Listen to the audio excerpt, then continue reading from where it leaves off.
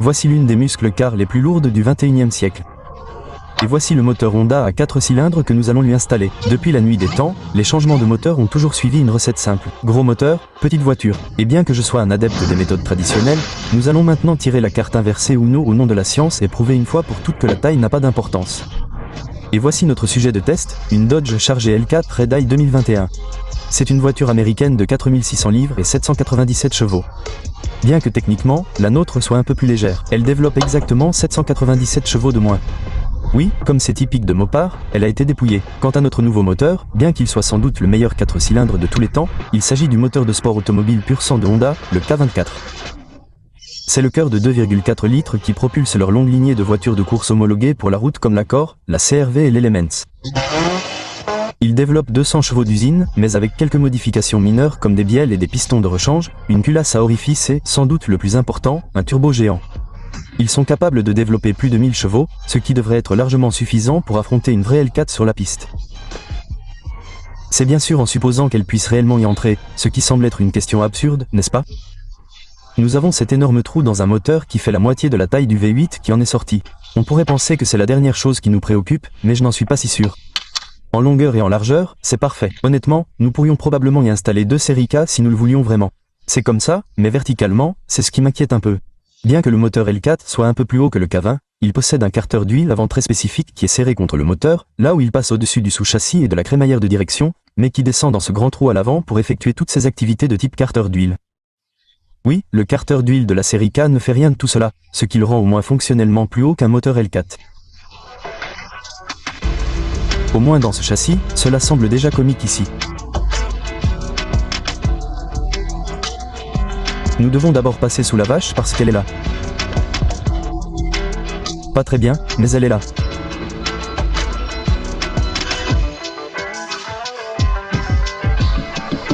Oui, nous avions raison de nous inquiéter. Tout à fait. Avant même de commencer à nous occuper de toute cette question de hauteur, nous devons régler l'inclinaison de notre moteur. Et je sais que cela semble étrange, mais l'une des caractéristiques uniques, est-ce que c'est le bon mot? Pour cela, oui, je suppose que techniquement, l'une des caractéristiques uniques de la série K est qu'elle est vraiment inclinée. Bon, une chose que cette inclinaison rend très trompeuse, c'est que ce moteur doit encore aller dans cette direction, et de beaucoup. Ce cache-culbuteur rouge va se trouver du côté passager de ce compartiment moteur, car il faut que le vilebrequin soit bien centré. C'est à peu près ça. Donc, on est à peu près aligné. On a baissé tout ce truc d'inclinaison, ce qui semble absurde. Mais maintenant, il faut revenir à toute cette histoire de hauteur. On ne sait pas de combien il faut qu'il descende. On sait juste que c'est beaucoup. La première étape, je suppose, c'est d'essayer de le faire passer sous cette petite barre de support d'essuie-glace. Pour l'instant, il est embuté contre ça. Et au minimum, on sait qu'il faut qu'il passe en dessous et qu'il recule un peu. Et vu que les carters d'huile sont déjà sur la crémaillère de direction. Ouais, on n'a pas l'air très en forme. On a de la place. En haut. Ouais, c'est bon. Le travail d'équipe fait que le rêve fonctionne, bébé. Uno il panneau. Il n'y a même pas un doigt complet entre le pick-up et la crémaillère de direction. Mais c'est un problème. C'est un gros problème. Très bien, je suppose que ça va se détacher aussi. Croyez-moi. Je sais que la pompe à huile qui heurte la crémaillère de direction peut sembler être un problème catastrophique, mais ce n'est en fait pas le plus gros problème au monde. Pendant que je faisais des recherches pour ce remplacement, j'ai appris que chaque fois que vous utilisez une série K sur une configuration de propulsion arrière comme celle-ci, vous devez de toute façon vous en débarrasser. Gardez à l'esprit que ces moteurs sont censés être montés transversalement dans un compartiment moteur Honda. Donc, quel que soit le châssis sur lequel vous les remplacez, s'il s'agit d'une configuration de propulsion arrière, vous allez rencontrer un certain niveau d'interférence entre la crémaillère de direction, le sous-châssis et la barre stabilisatrice. Cependant, je pense que c'est un exemple extrême. Maintenant, redescendons.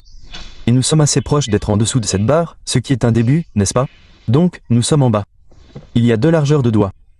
Ce n'est pas grand-chose, mais c'est un peu l'espace entre le couvre-culasse et cette barre. Oh, ouais.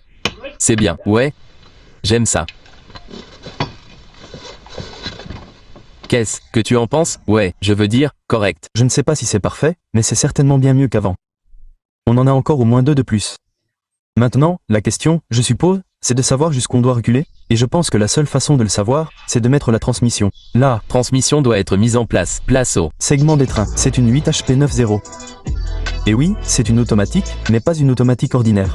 C'est une automatique cool.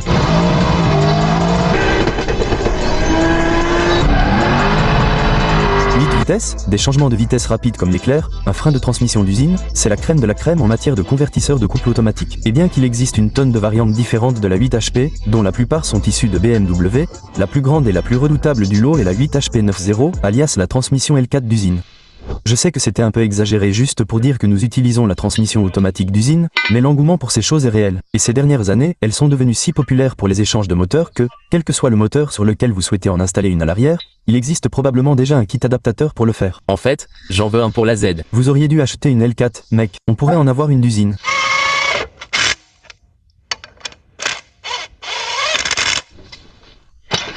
Ce n'est pas une transmission légère. Bon, évidemment, il est censé y avoir une plaque flexible, un convertisseur de couple et toutes sortes d'autres trucs dedans. On ne met rien de tout ça pour l'instant. On doit juste s'assurer que ça rentre. On s'occupera des composants internes plus tard. Ouais, j'aurais probablement dû prendre la chaise. Je fais le plus petit des changements ici. Je veux dire, vous êtes flexible, n'est-ce pas?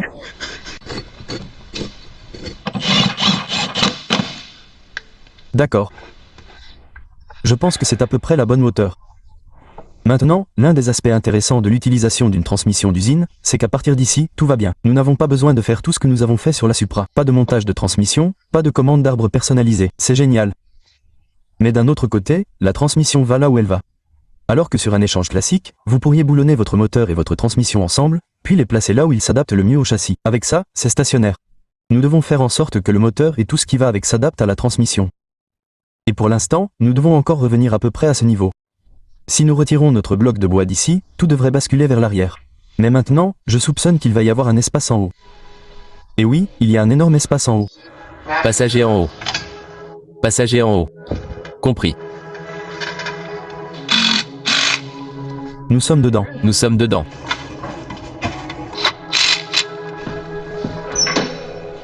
Waouh. Ça a l'air génial. C'est bien plus cool que ce que je pensais. Je veux dire, c'était clairement une sorte de curiosité, non? C'est un échange pour des raisons scientifiques. Un 4 cylindres coule dans une voiture dans laquelle il ne devrait pas être. C'est tellement différent. Je pense que c'est pour ça que je l'aime bien. J'ai hâte de voir les réactions dans les commentaires. Désolé. Nous avons quelques ajustements mineurs à faire, mais c'est à peu près là où ce truc va se trouver.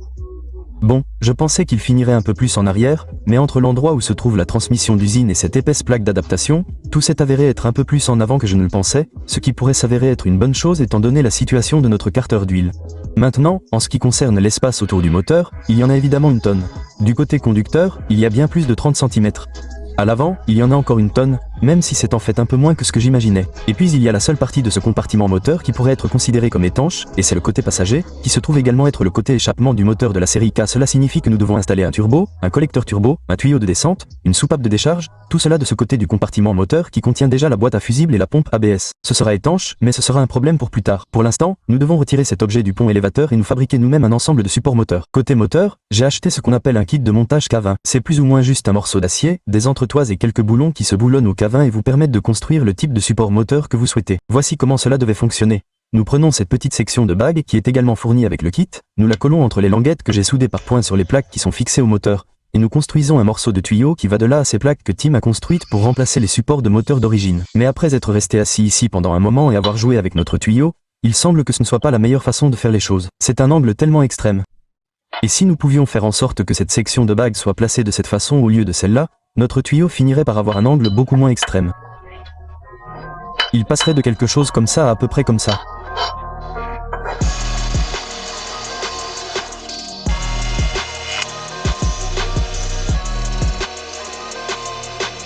Je ne vais pas dire que ce sont les supports de moteur les plus traditionnels que j'ai jamais vus, mais étant donné la logistique de la série K et du châssis d'un chargé, je pense que c'était probablement la meilleure façon de procéder. Ce truc c'est juste enfoncé d'un pouce, n'est-ce pas? Ouais. Changement d'affaissement. Bien, non. Maintenant que notre moteur est en place, nous pouvons nous attaquer à l'un des problèmes les plus complexes de tout ce changement, notre carter d'huile. Et pour nous aider, nous nous sommes achetés ce qui n'est pas tant un carter d'huile qu'un point de départ. C'est un carter d'huile TF Works très utilisé, conçu spécifiquement pour les versions K à propulsion arrière des S13, BRZ et BMW E30. Ironiquement, la L4 n'était pas sur la liste. Elle a généralement l'air correcte. C'est l'arrière du moteur. Voici l'avant. Il faut que ce carter d'huile pende devant la crémaillère de direction. C'est proche. Le problème, c'est que nous avons une grosse crémaillère de direction électrique ici. Et à première vue, du moins, on dirait qu'elle ne va pas se dégager. Mais il n'y a qu'une seule façon de le savoir. Ce que nous allons faire, c'est laisser le moteur en place suspendu à notre barre de support et abaisser le sous-châssis pour obtenir le dégagement dont nous avons besoin. Oh là là. Oh là là. En effet. Donc, ne vous méprenez pas, nous savions que nous allions avoir des problèmes ici. Nous pensions que c'était la crémaillère de direction qui entrait en contact avec l'arrière du carter, ce qui allait être notre principal problème. Le problème, c'est que nous ne pouvons pas encore nous prononcer sur toute cette histoire de crémaillère de direction, car les côtés du carter sont également trop grands, ce à quoi je ne m'attendais pas vraiment.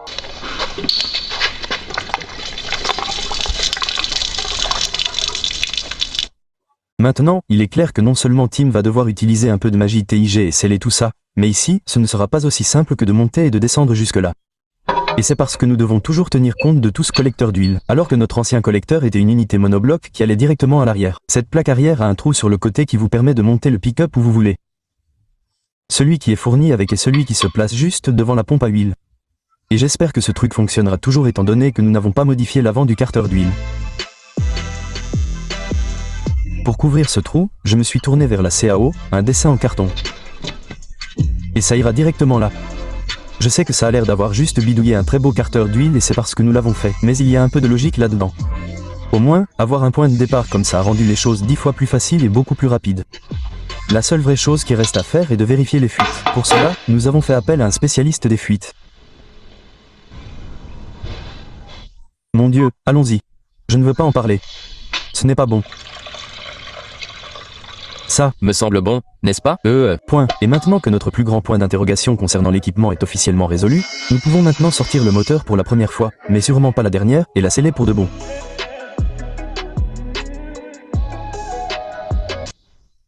C'est pratique. Les gars, laissez-moi vous présenter June. Elle vient du groupe de soutien aux animaux Paul & Piston, où elle attend toujours son foyer pour toujours. Le sponsor de la vidéo d'aujourd'hui, The Farmer's Dogs. Tout sur les nouveaux départs, aussi. Ils envoient directement à votre porte de la nourriture fraîche de qualité humaine, fabriquée et testée dans des installations respectant les mêmes normes de sécurité que la nourriture humaine, préportionnée pour les besoins de votre chien. Pas de devinettes, pas de croquettes ultra transformées. C'est sain, c'est personnalisé et c'est d'une simplicité rafraîchissante. Avant le chien du fermier, donner de la nourriture fraîche au lieu de croquettes semblait tout simplement impossible à obtenir, à moins d'avoir des heures à passer chaque semaine à la préparer soi-même dans la cuisine. Heureusement, ils ont rendu accessible et sans trac à l'alimentation saine de votre chien. Nous avons juste fait un petit quiz pour mettre au point son plan. Et avant même qu'elle ne s'en rende compte, Junior avait un bol de nourriture fraîche dans lequel elle avait hâte de se plonger. Et visiblement, elle est fan. Pour offrir à votre chiot la même rampe de lancement, cliquez sur le lien dans la description et obtenez 50% de réduction sur votre première boîte de nourriture fraîchement préparée livrée directement à votre porte. C'est une véritable amélioration saine. Et si vous recherchez un partenaire de projet, je vais également mettre les informations sur Paul & Piston dans la description. Donc, si vous envisagez d'adopter, June pourrait bien être celle qu'il vous faut. Plus ou moins, l'idée avec cette première procédure de démontage du moteur est au moins d'installer tout ce qui pourrait être pénible à faire avec le moteur dans la voiture. Des trucs comme notre pompe à eau, une poulie de vilebrequin à tis et ce carter de liquide de refroidissement Kuhn qui va se trouver tout au fond derrière le moteur. Il y a une sortie de liquide de refroidissement qui sort juste sur le côté et qui va vers notre radiateur. Nous pourrions finir par devoir changer la taille de ce raccord car les sorties du radiateur L4 sont beaucoup plus grandes. Il y a également un orifice sur le dessus qui peut être bloqué ou si l'espace le permet, nous pouvons utiliser ce même orifice pour ajouter un goulot de remplissage à notre système de refroidissement, ce qui est génial car le radiateur L4 n'en a pas. Et puis il fabrique aussi ce type.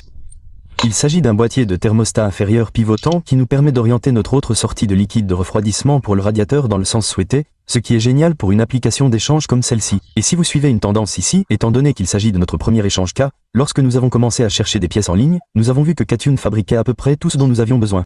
Nous nous sommes donc complètement déchaînés sur pratiquement tout leur catalogue. Avant de passer aux choses sérieuses et de sortir ce qui est probablement la pièce maîtresse de toute cette construction, prenons une seconde pour voir si tout ce goulot de remplissage du liquide de refroidissement rentre bien sous le balai d'essuie-glace, là, à l'arrière.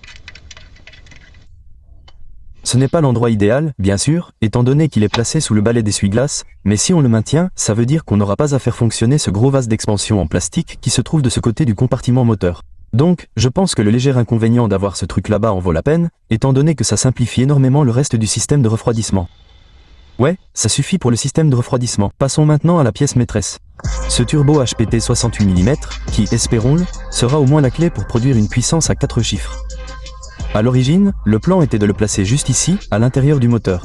En gros, de la même manière que Dalt l'a fait sur la Challenger de JZ, mais maintenant, ce truc penche tellement, ce à quoi on ne s'attendait pas. Ouais, ça ne va clairement pas marcher. Donc, il ne reste plus qu'un seul endroit pour monter ce truc, et c'est quelque part ici, devant le moteur. On pourrait le monter un peu carrément devant le moteur comme ça. Ça rentre, mais ça n'a pas l'air terrible. Donc, l'autre option est juste là, du côté passager du moteur, à un angle d'environ 45 degrés et peut-être même l'incliner un peu. Et en plus, si mes calculs très précis sont corrects, on devrait pouvoir utiliser ce conduit géant à l'avant de notre capot comme admission. Vendu, vendu. Contrairement à tout le truc du capot, ce montage du turbo doit être précis. Et pour ça, on a le localisateur de puissance 3000, c'est ça? C'est Le nom officiel. J'aime ça, j'aime bien, je peux le mettre ici. Je veux dire, techniquement, ce sont juste les deux brides avec des conduites de frein en acier inoxydable soudées dessus, mais c'est en instance de brevet. On met quelques milliers après n'importe quoi dans Exactly. Il y a des exceptions à chaque règle, bien sûr. C'est exactement là où nous sommes censés être en ce moment. Je pense que oui. Ok. J'ai compris. Est-ce que ça a l'air de convenir? Avons-nous de la place entre la boîte à fusibles et tout le reste? MHM. Je pense que c'est à cet angle que ça conviendra. Ok. Donc, je suppose que nous venons de trouver notre emplacement. Ouais. Plus ou moins. La beauté du localisateur de puissance 3000. Brevet en instance. Il vous donne également les dimensions extérieures du collecteur. Donc, je sais que je ne peux pas construire mon collecteur en dehors de cette ligne. Il faut rester à l'intérieur. Et puis nous allons devoir contourner notre moteur. Sinon, ce sera parfait. Nous avons donc repensé le localisateur de puissance 3000 et utilisé des supports d'échappement pour placer notre bride. Maintenant, c'est un peu plus solide. Il a un peu de poids. Ouais, exactement. Nous avons soudé le collecteur à ce type et avons ensuite commencé à concevoir lentement nos canaux, ce qui est beaucoup plus facile qu'un ensemble de collecteurs. Donc, nous en sommes à 50%. Et pour ces deux derniers canaux, nous devons les maintenir dans ce plan et les assembler afin que tous ces tuyaux s'emboîtent parfaitement tout en restant esthétiques.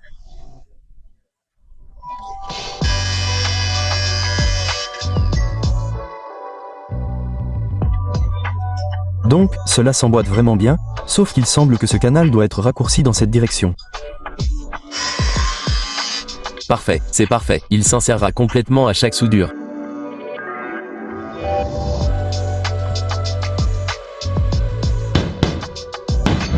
Il ne va pas s'effondrer. J'aimerais pouvoir les prendre et les jeter.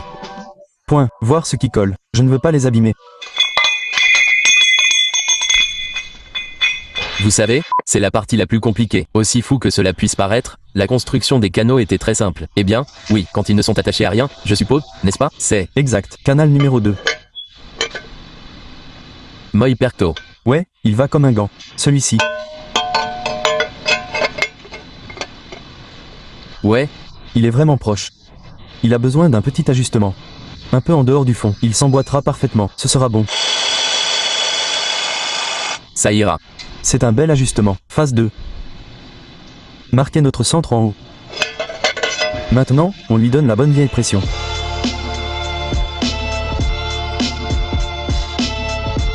Cela ne surprendra personne qui a regardé la série Corvette. Peut-être la fabrication du collecteur Supra. Le magicien des tuyaux l'a encore tué. Incroyable. Un collecteur incroyable. Vous ne pensez pas que ce truc va se plier sous le poids, n'est-ce pas? Aucune chance, non.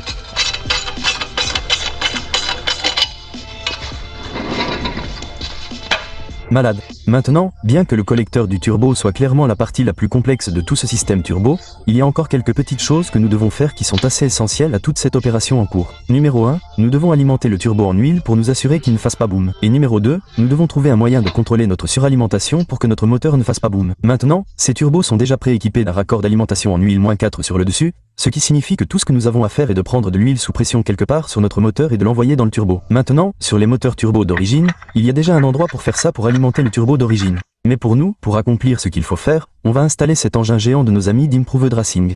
La pièce qui se trouve le plus près du moteur est juste une vieille entretoise de filtre à huile ordinaire avec deux de ces petits orifices dont on a besoin. Ce qui veut dire qu'on pourrait techniquement alimenter deux turbos si on le voulait, mais comme on n'en a qu'à là-haut, on va utiliser le second comme endroit parfait pour notre capteur de pression d'huile. Ça va entrer en jeu un peu plus tard. Ah! S'il vous plaît, travaillez. C'est l'un de ces moments où on va tous vraiment apprécier que ça marche vraiment. C'est presque assez long. Non, c'est assez long. Il était accroché au collier d'échappement. Je sais que presque chacun d'entre vous tient des trucs avec la ligne. Je l'utiliserai à un moment donné. D'accord. Croyez-le ou non, c'est l'ancienne ligne d'embrayage de la C6 biturbo. Il s'avère que cela fonctionne également très bien pour une conduite d'alimentation en huile de la série K en réalité. Cela ne nous a probablement fait économiser que 30 $, mais sortir quelque chose du tiroir du collectionneur et l'utiliser réellement, c'est comme dépenser $1 million, n'est-ce pas? Très bien, nous savons donc que notre turbo va vivre une vie longue, heureuse et saine. Maintenant, nous devons nous assurer que notre moteur en fasse de même. Le problème que nous avons actuellement est que 100% des gaz d'échappement qui sortent de notre moteur montent directement dans notre carter d'échappement sur le turbo et font tourner la roue de turbine. Cela fait bien sûr tourner notre roue de compresseur côté admission, ce qui injecte plus d'air dans le moteur et fait sortir plus d'air par l'échappement, ce qui fait tourner cette roue d'échappement encore plus vite, ce qui à son tour fait tourner cette roue de compresseur encore plus vite. Je pense que vous voyez où je veux en venir. C'est une boucle sans fin de suralimentation illimitée, qui finit par réduire tout le moteur en poussière. Mais tout va bien, nous avons une solution à cela sous la forme d'une soupape de décharge.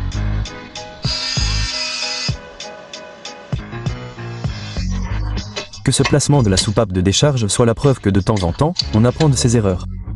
Avec le kit turbo pour le vétérinaire de la casse, les ensembles de soupapes de décharge se détachaient directement à un angle de 90 degrés avant un coude de 90 degrés sur les tuyaux du collecteur. Nous avons fini par avoir d'horribles problèmes de contrôle de la suralimentation, au point que nous avons dû repenser complètement les tuyaux. Cette fois, nous avons appliqué ce que nous avons appris à la première version de ce collecteur, ce qui signifie que nous n'aurons pas besoin d'en avoir un deuxième. Maintenant, cela termine essentiellement le côté échappement du moteur. Oui, nous devons installer un tube de décharge sur notre soupape de décharge et un tuyau de descente sur notre turbo, mais tout cela se produira une fois qu'il sera de retour dans la voiture, ce qui signifie que nous pouvons désormais passer au côté admission du moteur. L'une des choses qui rendent la série K si spéciale et capable de produire une puissance incroyable, même pour un 4 cylindres, c'est la qualité de la circulation de cette culasse. Honda a vraiment utilisé toutes les astuces possibles et imaginables pour ces choses. Distribution à calage variable, levée variable, alias VTEC. Ils ont même rendu les tiges de soupape d'admission super fines pour ne pas gêner le flux d'air. Et puis il y a les orifices d'admission. Ils sont énormes. Nous les avons encore plus ouverts avec un peu de portage CNC. Tout cela va donner une culasse qui laisse passer une quantité d'air absurde. Il nous faut donc naturellement un collecteur d'admission adapté. Et pour cela, nous allons utiliser ce collecteur d'admission modulaire en billette d'Autoport Engineering. Il possède toutes sortes de fonctionnalités intéressantes, comme la possibilité d'ajouter des injecteurs supplémentaires si jamais nous avons besoin de plus de carburant à l'avenir. Bon, une petite information supplémentaire ici. Et à ce stade. Donc, on va installer notre nouvel alternateur sophistiqué de Meshman, qui, fait amusant, délivre 3 fois plus de puissance que celui d'origine. Cette L4, comme vous pouvez l'imaginer, a beaucoup plus de choses à faire que la TSX 2004 dont ce moteur est techniquement issu. Elle a une crémaillère de direction assistée électrique. Elle a un ventilateur de radiateur ridicule. Donc, on va avoir besoin de chaque centimètre carré de ces 340 ampères. Probablement pas, n'est-ce pas? On n'en aura pas besoin de beaucoup, mais il en faudra beaucoup. C'est serré. Maintenant, après un sacré détour, on peut installer ce corps de papillon avec un adaptateur de coupleur de 3 pouces, également par Outside of the Garage, et cocher ce collecteur d'admission sur la liste. Et ça veut dire qu'on peut enfin remettre le moteur dans la voiture. Donc Curiosity a eu le dessus sur nous ici, et on s'est dit que pendant qu'on a sorti ces moteurs, on pourrait aussi bien, vous savez, voir combien pèse notre nouvelle série K par rapport à un vrai moteur L4. Je dirais 517, 97. 790. Je ne vais pas trop insister, bien plus lourd que ça. D'accord, ouais, 390. Non. 545 880. Faux, point, faux, ouais, point, je vais dire 900. 500, d'accord. Waouh. Vous pensez que c'est si lourd? 100%. Non, pas question. Il a un peu de poids. Non, je ne pense pas que ce soit 500. Je pense que vous avez raison sur ce 10. Je mets 8 sur la L4, 410 sur la K. Waouh. J'avais tort. Oh mon Dieu. C'est lourd. Oh, quoi? Pas question.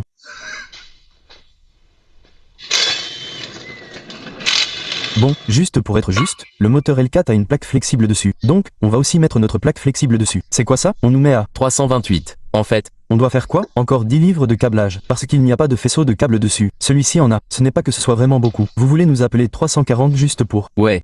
340 contre 680. Waouh. Moins de la moitié. Bon, évidemment, le plus gros problème qu'on va avoir avec ce projet une fois qu'il sera terminé, c'est le poids. Donc, en retirer 340 livres dès le départ ne va pas la rendre plus légère, loin de là, mais c'est un pas dans la bonne direction. Descendez lentement. Attendez. Ouais, oh, ouais, descendez un petit peu, ouais, bien. Je trouvais que ce truc avait l'air plutôt cool dans le compartiment moteur quand il n'y avait que le moteur et le turbo. Ça a l'air bien, cependant. C'est peut-être juste parce que j'aime vraiment l'idée d'avoir un moteur dans une voiture où il n'a pas sa place. Mais j'adore ça. Vous savez tous que je suis un grand fan de Mopar, mais j'ai vraiment du mal à ne pas penser que c'est juste génial dans ce compartiment moteur. Ça le remplit parfaitement, mais on a encore beaucoup d'espace pour faire tout ce qu'on a besoin de faire autour. On peut accéder à tout, tout va être super facile à entretenir. Ce carter d'huile là-bas s'adapte parfaitement. Il ne faut pas oublier ça. Bien sûr, pour l'instant, il bouge encore un peu parce qu'il est juste posé sur ses boulons de support moteur. Donc, nous ne saurons pas exactement où il va se placer au millimètre près tant que nous n'aurons pas installé cette transmission. Vient ensuite notre plaque flexible d'adaptation. Elle va se boulonner au vilebrequin Honda, puis à notre convertisseur de couple 8 chevaux. Donc, il est indiqué ici que les 5 vitesses ont 76 pieds et les 6 vitesses 90 pieds. Et la 8 vitesses, ouais, nous ne l'avons pas. Nous avons des bagues de convertisseur 8 à 7 pieds, support de noix. Quelle est la conversion? 7 pieds, d'accord. Donc, 0,3. Je pensais que c'était ça. Ouais, vous avez dit 70 pieds, n'est-ce pas? Maintenant, nous pouvons installer notre transmission. Et si nous avons vraiment de la chance, ce sera la dernière fois que nous devrons le faire.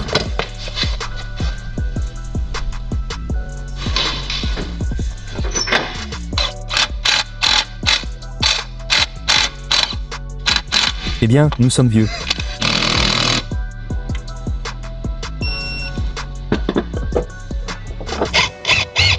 La prochaine étape à l'ordre du jour, maintenant que le moteur est dans la voiture, je suppose, c'est le tuyau de descente. Il faut faire sortir tous ces gaz d'échappement du turbo vers l'arrière de la voiture. Et il faut qu'on l'incline un petit peu maintenant. Il va dans la tourelle de jambe de force. Ce n'est pas ce qu'on veut. Est-ce Qu'on est content? Vous savez, la rectitude là. Peut-être même un tout petit peu plus. Comme ça, ouais, ça a l'air bien. C'est droit avec le couvre-culasse, ça me semble bien. Parfait. Donc, on veut positionner notre capteur large bande ici pour qu'il ne soit pas imbibé par l'excès de carburant dans l'échappement, mais qu'on puisse quand même obtenir une lecture suffisamment précise pour notre ordinateur. C'est un tuyau. C'est magnifique. C'est un beau gros tuyau.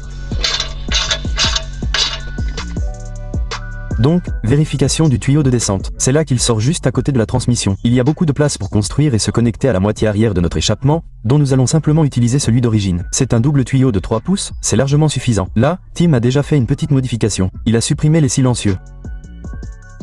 C'est là que nous allons apprendre des erreurs que nous avons faites sur l'échappement de la Supra. Sur la Supra, nous avons 2 tuyaux d'échappement de 4 pouces qui sortent des collecteurs. Ils sont énormes, et à cause de cela, ils sont bas. C'est une peinture géante. Donc, sur cette voiture, nous allons passer d'un tuyau rond de 4 pouces à un tuyau ovale de 4 pouces au point le plus bas de la voiture pour éviter cela. Cela nous donnera une garde au sol maximale.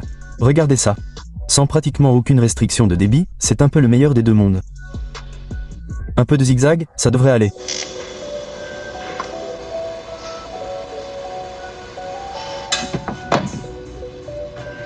Maintenant, étant donné que nous avons un tuyau ovale de 4 pouces qui s'approche de notre section arrière de l'échappement, nous ne pourrons pas faire grand chose avec ça.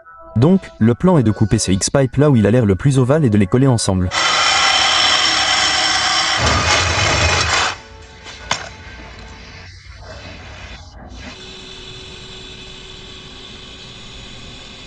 C'est dingue. Vous admirez tous les deux un tuyau. C'est dingue, vous savez. Je le respecte, mais... C'est un tuyau digne d'admiration, n'est-ce pas? Je suppose qu'il va être plutôt silencieux parce qu'il y a 2 silencieux à l'arrière et que c'est un tout petit moteur. Mais le niveau de curiosité est à son comble. Je suis vraiment impatient de l'entendre. Peut-être même plus que de la conduire. Mais nous avons encore beaucoup de travail à faire avant de pouvoir appuyer sur le bouton de démarrage et espérer entendre quelque chose. Nous avons le système de carburant, le système de refroidissement, l'échangeur thermique, le CU, la commande de transmission, ce qui va être tout un travail en soi. Mais j'espère qu'à la fin du prochain épisode, nous pourrons réellement entendre cette chose prendre vie. Maintenant, avant de partir, parlons de l'éléphant, du faucon dans la pièce, si vous voulez. Je sais que vous avez déjà vu ce truc au dos de cette vidéo une dizaine de fois, parce qu'on est vraiment nul pour garder les choses secrètes ici. Donc, je veux dire, on pourrait aussi bien, non? Il faut qu'on officialise. La révélation des couleurs du Traco. C'était génial. J'ai l'impression de bosser pour un concessionnaire ou quelque chose comme ça. C'était sympa. On l'a peint en gris noir Porsche. Il est inspiré du Macan GTS que j'ai reconstruit il y a quelques temps. Donc, pour ceux d'entre vous qui se demandent où est le Trapoc, ne vous inquiétez pas, il est de retour. On peut enfin commencer à lui tourner la clé. Et comme d'habitude, on a quelques petites surprises pour accompagner ça. Mais ne vous inquiétez pas, il aura toujours un V8. On ne fait ça qu'une fois. Merci d'avoir tenu la caméra, débutant. MHM. Si ça ne fuyait pas, il aurait arrêté d'essayer de le défendre maintenant. Jésus a aussi rendu ça glissant. Moi aussi. Oh, eux deux, je me suis dit. Allez, apprends ton espagnol, Fernando. Bon sang, je parle juste américain. Insight.